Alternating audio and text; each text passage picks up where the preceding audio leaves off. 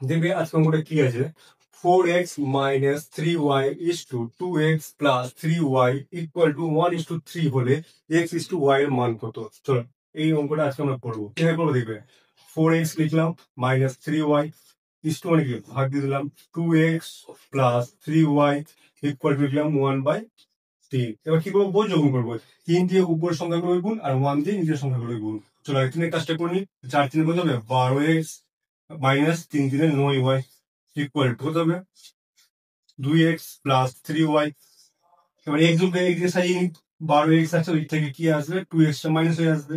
এখানে কি পড়ে আছে 3y প্লাস হয়ে আছে মাইনাস, আর 9y কি মাইনাস হয়ে গেলে ওদিকে গেলে কি হবে প্লাস হয়ে যাবে, প্লাস 9y হয়ে গেল। তাহলে 12 থেকে 2 বাদ দিলে কত হবে 10x, আর 9 আর 3 গুণ করলে যোগ করলে কত হবে 12y। এবার কি x বাই y হয়ে গেল, উপরে থেকে 12 এদিকে গেল 10, কাটারি করে নিই আমরা, 2 6 12 2 5 10, তাহলে x is to y এর মান কত হলো 6:5।